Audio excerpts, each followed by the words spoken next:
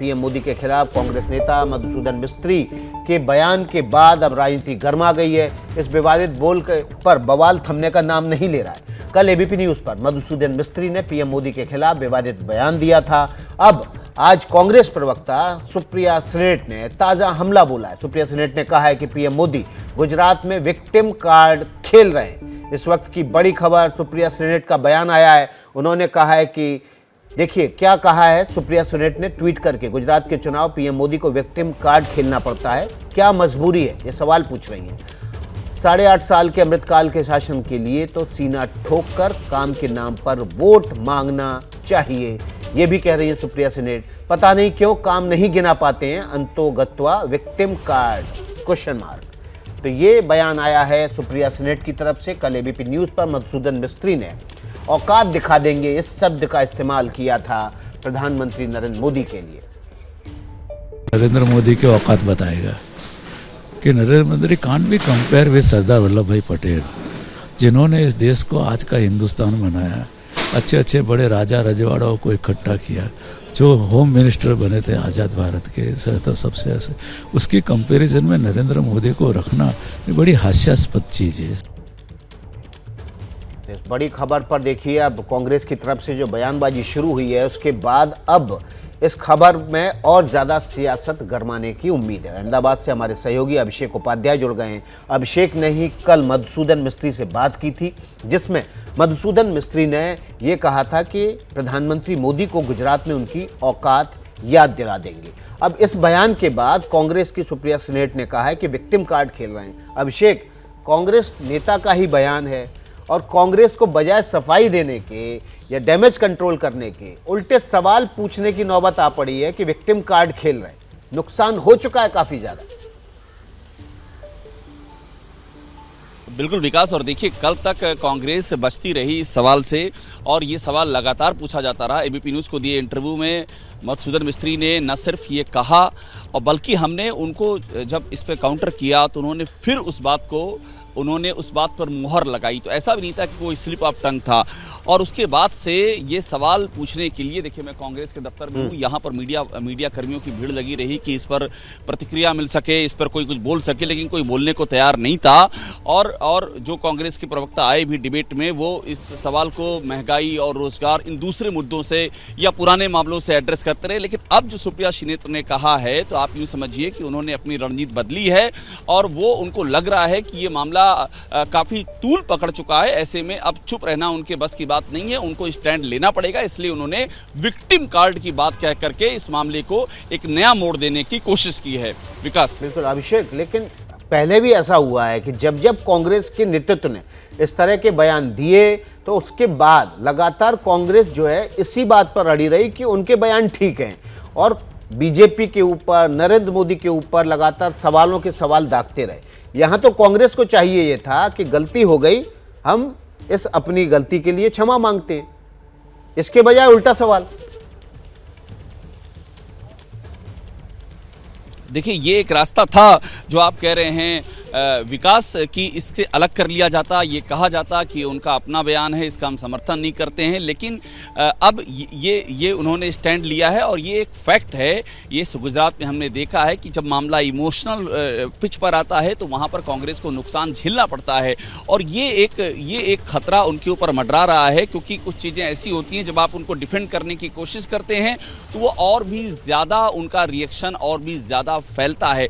दरअसल कांग्रेस को ये उम्मीद नहीं थी कि मामला इतना ज़्यादा रिएक्ट करेगा। और आप देखिए गुजरात के तमाम जो अखबार हैं, जो नेशनल अखबार हैं, सबकी हेडलाइन में ये लिखा हुआ है कि कांग्रेस का ये दूसरा मणिशंकर अय्यर मूवमेंट हो गया है। तो सब रिलेट कर रहे हैं, मणिशंकर अय्यर ने जो इसके पहले कहा था विकास, उससे रिलेट कर रहे हैं। और ये चूंकि एबीपी न्यूज़ ने इस बातचीत में ये बात कही थी, लेकिन ये बात हर तरफ इस समय जा रही है। तो कांग्रेस को लग रहा है कि इस तरह से इसे काउंटर किया जा सकता है। ये कांग्रेस की अपनी स्ट्रेटजी है विकास। इसका नतीजा, रिजल्ट क्या होगा, ये कुछ दिनों में जो रिएक्शन सामने आएंगे उससे क्लियर होगा। और रिएक्शन जो है वो सामने भी आने लगे हैं। और देखिए प्रधानमंत्री नरेंद्र मोदी पर किए पिछले निजी हमलों में लगता है कांग्रेस को अब तक इससे कोई सबक नहीं लिया है या नहीं मिला है। एबीपी न्यूज़ के कैमरे पर मधुसूदन मिस्त्री ने पीएम मोदी के लिए अपमानजनक शब्दों का इस्तेमाल किया, वो भी ऐसे मौके पर जब गुजरात में चुनाव कैंपेन शवाब पर है, तो क्या मोदी पर पिछले बयानों की तरह मिस्त्री का बयान भी कांग्रेस को चुनाव में भारी पड़ सकता है? क्या कांग्रेस पीएम मोदी का अपमान करके पीछे चुनाव हार चुकी है, उससे सबक नहीं लेना चाहती? रिपोर्ट देखिए।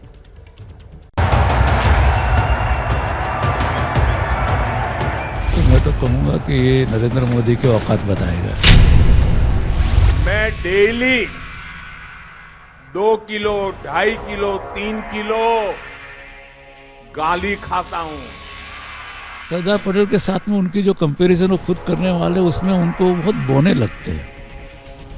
वो बोने हैं।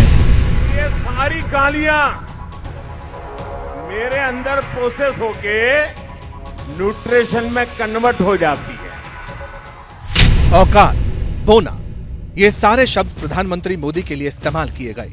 गुजरात चुनाव में अब तक कांग्रेस पीएम मोदी पर सीधा हमला करने से बच रही थी, लेकिन भला मोदी को गाली देने की परंपरा कैसे छोड़ दी जाती?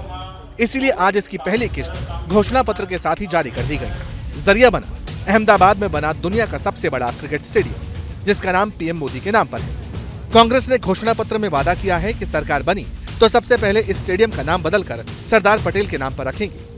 एबीपी न्यूज रिपोर्टर अभिषेक उपाध्याय ने जब इसे लेकर सवाल पूछा तो कांग्रेस नेता मधुसूदन मिस्त्री मोदी पर इस कदर भड़के कि उनके लिए अपमानजनक भाषा बोल गए।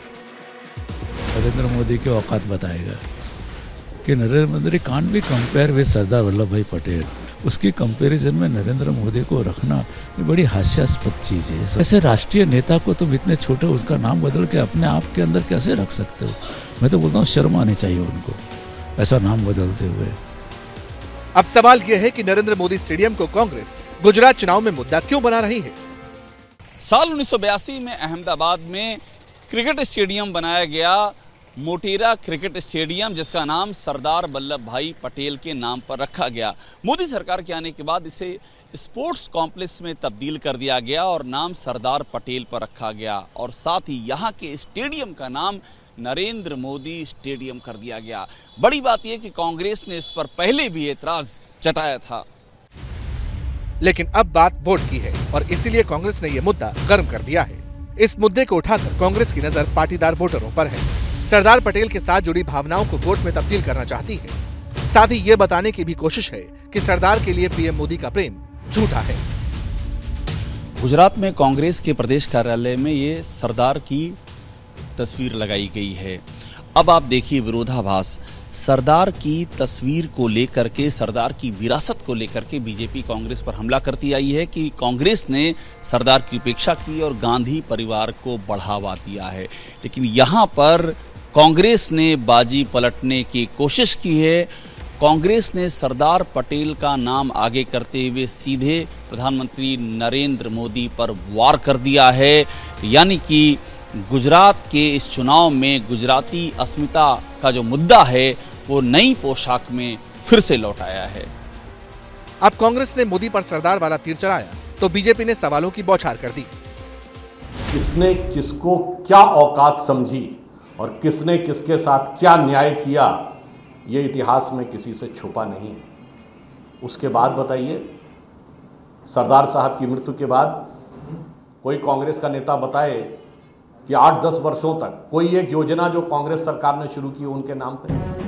दुनिया की सबसे ऊंची प्रतिमा स्टैच्यू ऑफ यूनिटी हो, सरदार सरोवर बांध हो, 31 अक्टूबर को राष्ट्रीय एकता दिवस घोषित करना हो, सरदार पटेल के लिए पीएम मोदी के मन में कितना सम्मान है, ये सिर्फ गुजरात नहीं पूरे देश ने देखा है। यही सरदार पटेल के भारत का विजन है, जिसमें हर भारतवासी के लिए समान अवसर होंगे, समानता की भावना होगी। आज देश उस विजन को साकार होते देख रहा है। लेकिन मुद्दा न सरदार का है न क्रिकेट स्टेडियम का है, असल मामला तो खालिस चुनावी है। तो क्या गुजरात चुनाव में इतिहास फिर खुद को दोहरा रहा है? 2007 में सोनिया गांधी ने मोदी को मौत का सौदागर कहा था। सच्चाई ये है कि आज गुजरात की सरकार चलाने वाले झूठे, बेईमानी, डर और मौत के सौदागर हैं।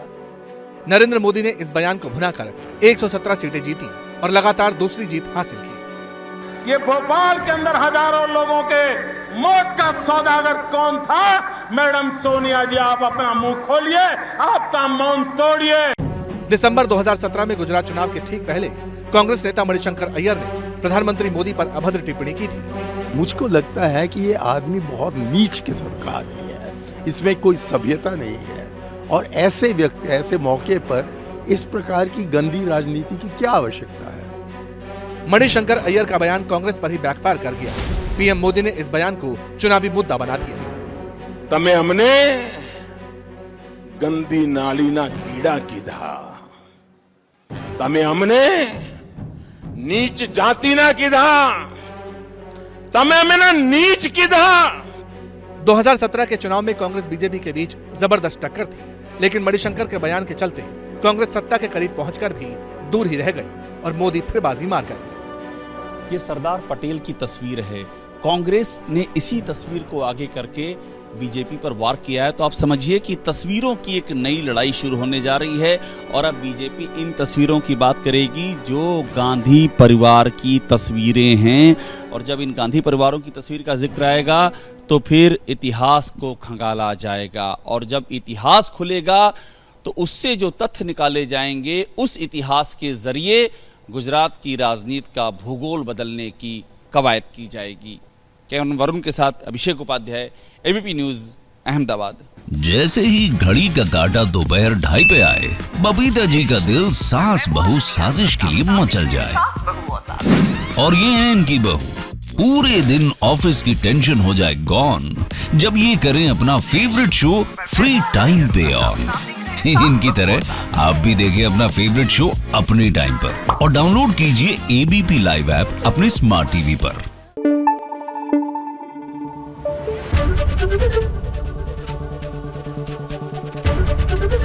एबीपी न्यूज आपको रखे आगे।